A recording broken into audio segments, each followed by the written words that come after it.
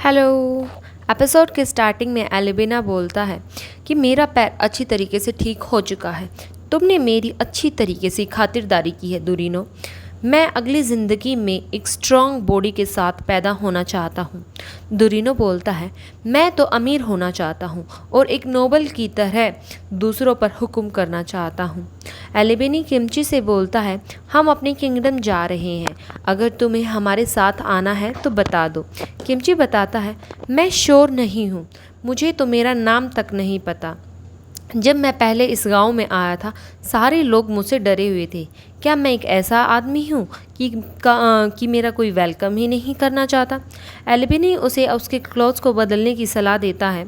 दुरिनो बोलता है तुमने अब भी इन अजीब कपड़ों को नहीं उतारा है, क्या ये तुम्हारी ड्रेस बॉडी से चिपक चुकी है। किमची सोचता है मैंने इस ड्रेस को उतारना चाहता हूँ पर ये निकल ही नहीं रही है। मैं कैसा पर्सन था, वो सोचता है क्या मैं ऐसा आदमी था कि उसे कोई भी ऑर्डर, किसी को मारने का ऑर्डर दिया जाए तो वो उसे आराम से मार देगा, पर मैं किसी को कैसे मार सकता हूँ। नेक्स्ट सीन में डीमंस से होती है। सारे डीमंस ज़मीन की तरफ घूर रहे थे। वहाँ से जो पटैटोज़ उन्हें बोए थे वो स्प्राउट्स हो चुके थे। ये उग गए हैं। हाँ सच में ये तो बहुत सारे हैं। फ्लूइड एसोरेट के पास जाकर बताती है कि सोइल में से पटैटो स्प्राउट्स हो चुके हैं।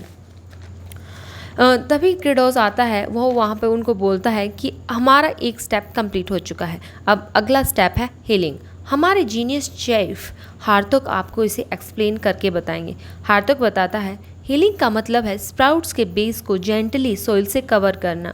अगर हम इन्हें कवर नहीं करेंगे तो इन पर सनलाइट पड़ जाएगी आलूओं पर और ये ख़राब हो जाएंगे। अगर ये ख़राब हो गए तो ये पॉइजनस भी हो सकते हैं, फिर हम इन्हें चूनों में भी कन्वर्ट नहीं कर सकते। क्रेडोस तालियां तालियां तालियां हमारे जीनियस के लिए। अब समय है आज का वेदर चेक करने का। मैंने अपने 200 हैप्पी पॉइंट्स को खर्च कर कर वेदर फोरकास्ट की एबिलिटी को पाया है ब्लड विजन, पर इसे एक्टिवेट करने की सिर्फ एक कंडीशन है कि 200 सेकंड तक अपनी आंखों को फाड़े रहो, बिल्कुल भी नहीं झपकानी है। ये बहुत ज़्यादा हार्ड है। डीमंस क्रेडोस को देख रहे थे। देखो डीमन लॉर्ड रो रहे हैं, मुझे लगता है वो बहुत ज़्यादा खुश हैं स्प्राउट्स के लिए। ब्लडी विजन एक्टिवेट हो जाती है कि अगले 6 घंटे तक आपका वेदर बिल्कुल क्लियर रहेगा। अच्छा है, कोई ब्लेड विंड नहीं आएगी, रेस्ट करो तुम टिबॉन। तभी जैप्रोस डेमन किंग के पास आता है और बताता है कि सेकंड लॉर्ड प्लेनस का एड आपसे मिलने आया है। मैं लोफ्ला हूँ। जब आपने युद्ध को समाप्त करने का ऑर्डर दे दिया था, पर थर्ड लॉर्ड रास्टर ने हम पर अटैक कर दिया है। वो कह रहे हैं कि डीमन लॉर्ड अब वीक हो चुका है और नेक्स्ट डीमन लॉर्ड वही बनेंगे। जैप्रोस बताता है कि अगर थर्ड लॉर्ड ने सेकंड लॉर्ड को हरा दिया तो वो दोनों मिलकर हम पर हमला कर सकती हैं। क्रेडोस सोचता है बेशक वो लो रैंक है पर वे बहुत सारे हैं, तो हमें जल्द ही थर्ड लॉर्ड को हराना होगा, पर मैं खेती को भी अकेले नहीं छोड़ सकता हूँ।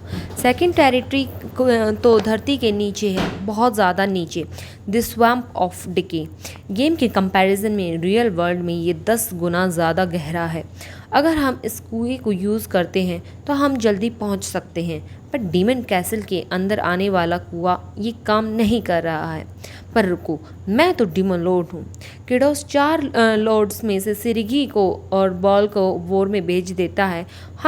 तुम यहाँ इस शॉर्टकट से जाना तो तुम स्वैम्प ऑफ डिके जल्दी पहुँच जाओगे। क्रेडोस हार्तोक को बोलता है तुम इस सारी ज़मीन को गीली कर दो और मैं और यहाँ पर हार्तोक फार्मिंग को संभाल लेंगे। Next scene swamp of decay से होती है। सेकंड लॉर्ड और थर्ड लॉर्ड में फाइट हो रही थी। प्लेनस बोलता है तुम डीमन लॉर्ड के ऑर्डर को फॉलो क्यों नहीं कर रहे हो, तुमने ये षड्यंत्र क्यों रचा।